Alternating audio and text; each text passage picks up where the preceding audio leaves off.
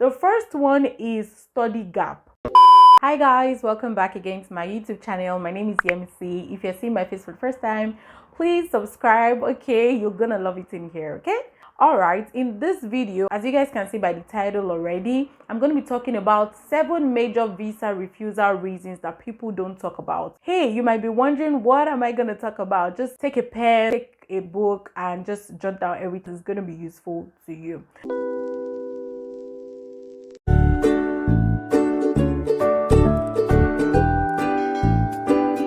First of all, I need to apologize if you're going to be hearing any noise. I'm using my microphone, but I'm very close to the road. So in case the noise outside is coming into this video, please, I apologize. We have a lot of visa refusal reasons, but the common ones that people know includes financial assets, that is when you cannot prove your funds well, or you cannot prove financial sufficiency in your letter of explanation or with your bank statement. We have home ties, when you cannot prove strong home ties to your country, that is when you are unable to convince the visa officer that you're going to be going back to your home country, or when your letter of explanation is not giving them any direction to that part. We also have no progression or lack of employment prospects in your home country. See, the Canadian immigration officer also wants to be sure that when you travel back to your home country, you have employment prospects. So you need to explain those things in your letter of explanation.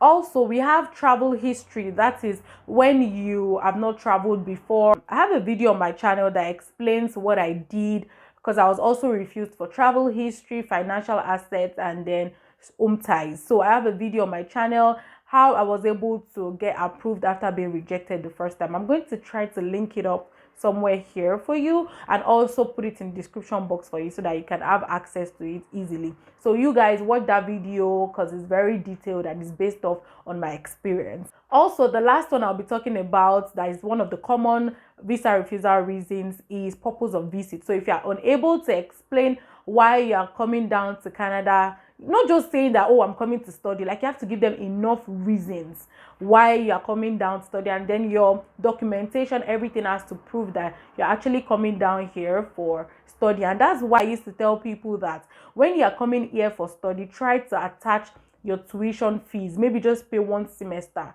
Okay, I didn't do that in my own time when I was applying, but because I had started my classes online and my visa application was still on hold, what I did was I paid for my first semester tuition fees because the deadline was fast approaching, and then I just raised a web form. I don't know if you guys know how to raise a web form, but I'm going to leave the link also in the description box. Just follow the prompt, it's pretty easy for you to follow. Okay, so I just raised the web form and then attached my tuition fees, my receipt, and then my account statement from my student account, just stating that I am not owing for that semester. So I've explained the common visa refusal reasons that you guys are probably or most likely aware about, but these following ones are the ones that people don't talk about. So let's just go into it quickly. Okay, the first one is study gap. Yes, so if for instance you graduated in your first degree in say 2010, or let's say 2014, I don't know, just let's just pick a date, 2014. Okay, or for those coming down from undergraduate, you finished your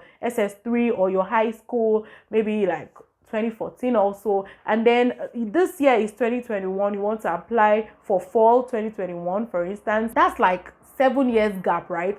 So in this instance, what you need to do is to explain what you have been doing for the past 7 years. Why haven't you been in school? What is the profession or what's the skill that you have been learning during that period that is going to help you, or that is going to add knowledge, or that you're trying to improve on, and then probably that's the reason why you're coming down to study here. Do you get what I'm saying? Like for instance, you want to study business administration or management here in Canada as a graduate student or an undergraduate student, and you've not been in school for the past 7 years. That means your last degree was 7 years ago. What have you been doing for the past 7 years? Have you been self-employed, like you run a business? Have you been involved in some sort of business skills, or have you been trying to build yourself so far so good, or have you been trying to, so many things? Have you been taking graduate certificate programs or professional courses on business administration or business education?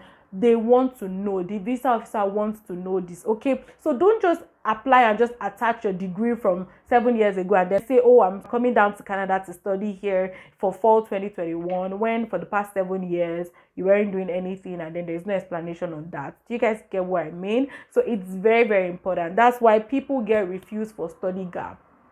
Yes. The second one on my list is change of program or choice of study. Hey, this one is based off of my experience, so I'm going to be very detailed. When I applied to my first university, that was University of Windsor in 2019 or 2018, 2019, I applied for MSc Logistics and Supply Chain Management.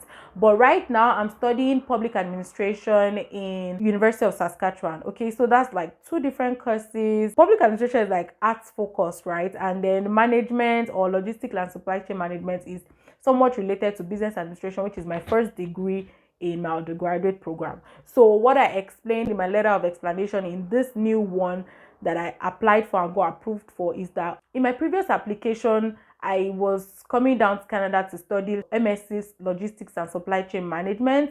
However, I have seen that the logistics industry in Nigeria has grown really well for the past 2 years. And within that 2 years, I also embraced a new passion for people. This is what I've done to help people. This is how I've been involved in NGO programs, okay? And then so I was able to explain why I am coming down to study MSc Public Administration, why the change, what's happening, how do I want to use this MSc Public Administration in the future, okay? So try to explain this in your letter of explanation. So if you've not seen how to write a letter of explanation, I also have the video on my channel, and I'm also going to link it up here or just link it in the description box, so check out that video. The third one on my list is change of institution. Like I said, I applied previously in University of Windsor in Ontario, and now I'm in University of Saskatchewan in Saskatchewan or in Saskatchewan province or in Saskatoon, whichever way. So that's like two different universities, right? So I just explained briefly. I didn't really go in depth, right? But I just explained to them that University of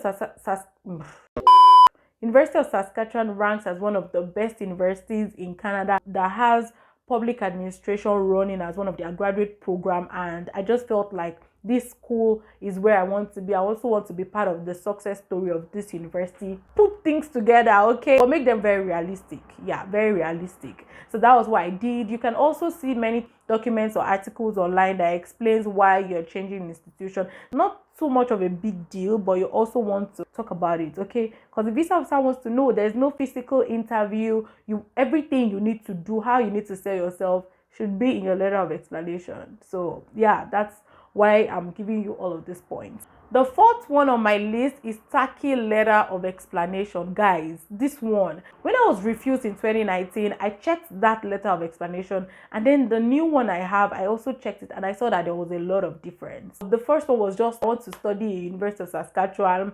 This is what I've done. Here are my documents, blah blah blah. I never explained how my sponsor got the finances. I never explained how I'm going to, finance myself, or how my sponsor is going to finance me in Canada, how I'm not going to be dependent on anybody, how I'm not going to be a burden to the Canadian citizens, because the Canadian taxpayers here are not going to be liable for any burden a foreigner is going to be having on them. So you need to explain to them that, oh, I am financially capable, or my sponsor is financially capable for my studies here in Canada. Just explain to them, provide an affidavit of support, and your bank statement should be financially sufficient. I always tell people to ensure that they have their full tuition fees in their accounts, and then 1 year living expenses. Even though I understand that on CIC websites, what you're supposed to have is 1 year full tuition and 1 year living expenses, but hey, you're trying to prove sufficiency here, so just attach your full tuition fees and also your living expenses. Also try to explain how the course will be of benefit to you in the future, and how you're going to be paying your subsequent fees. Because for instance, I told you guys that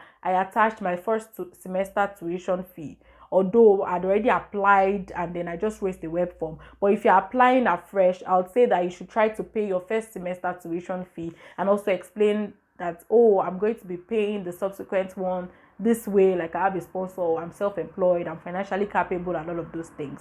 So I hope that you understand what I am saying. Fifth one on my list is failure to provide proper and accurate documentation. Guys, this one is very important. There was a time, because when I was applying, I was on Nigerian, and I can remember a particular person that shared the story on Nigerian at the time. He was using an agent, and I'll tell you guys, once you are using an agent, be very, very careful. I've never experienced this, but like I was told that most of the time they just create a new email for you so that you don't have access to that email. They only have access to the email. Once CIC or IRCC sends them a mail, they are the ones that gets the information first. And it affected this guy because the agent mistakenly uploaded someone else's documents in his stead, and he was sent a mail to provide the correct one in like 2 weeks. I think they gave him a deadline to submit the correct one, and because he wasn't in charge of the email account, he didn't see it. And trust me, the agent also has like so many people that is, you know, accountable for. So within that period, he wasn't able to submit it, and one day he just felt like, oh, let us even check my application to know what's happening. And then he realized that he was banned. Yes, he was banned for 5 years. So if you don't attach the correct documentation, you can be banned for 5 years. And trust me, when you are banned, it's very difficult for you to apply again, because Australia, Canada, UK, US, Ireland, they all share the same database. They call it systemic management system or something. They share the same database. So you don't want to fall into any trap or have any issues with these people, okay? So try to ensure that even if an agent is doing your processing on your behalf, make sure that you also try to check every document, like make sure everything is accurate, and then all the supporting documents are in place. Just make sure that they are doing something right on your behalf. The sixth one on my list is failure to meet health standards. This one is not all that common, because even if you have if you have some kind of sicknesses, you can still come down to Canada. So far, it's not a sickness or a disease that can be transferable or that would harm the Canadian citizens, you would be able to come down to Canada. But please try to meet with someone, maybe talk to a doctor to ensure that you are fully fit to come down to Canada. Because once you apply for your medicals, of course, you don't get to see the results. It goes directly to the IRCC, and you know, once they just see that, oh, your health status is not okay for them. This one is very sensitive, guys, because nobody prays to have a failing health or to be ill or whatever, but just try to ensure that you are okay if it is within your capacity to be okay. And yeah, when you are unable to meet the health standard of Canada or for Canada, you can be refused. Yeah, I know a lot of people don't talk about this because it's not so common, but yes, you can be refused for not meeting the health standard, especially if the health condition is something that will be a burden here on the Canadian government, because taxpayers are the ones liable for all of these basic needs. Also, once they realize that your health condition will be transferable or can affect the residents, they would not grant your visa. Yeah, sadly. The seventh one, which is the last one on my list, is illegal status in your country of residence. Like I explained, some countries share the same database, and trust me, they make their findings. Like Canada makes enough research compared to some other countries. Like they make enough research on whoever is coming down. So you don't want to have like an illegal status in the country you are residing in and expect that Canada will accept you. Please, yes. Make sure that where you're residing, you have a legal status there, and also try your possible best not to be engaged in anything that will make you deported or have a bad name somewhere in any country, because they are going to make their findings. And yes, Canada makes a lot of findings. If you are not aware before, I'm telling you for free. So if you have an illegal status in any country that you reside in or any country that you have been in before, it can be very difficult for you, except if you have an immigration lawyer and can defend you. Yes, that is only when it can be approved. And it's not like a straight up thing. And I used to tell people that even your agents and the immigration lawyers do not know 100% if you're going to be approved. Everybody is just, you know, assisting and doing their best. Yeah, that's pretty much all I wanted to tell you in this video. Some of the visa refusals that people don't talk about, and I hope that this video is very useful to you. As always, if you enjoyed this video and if this video is very useful to you, please like this video and of course share this video to aspiring Canadian students. Also subscribe to my channel if you haven't done so already. Like, subscribe to this channel. All right guys, I'll see you in my next one. Bye for now.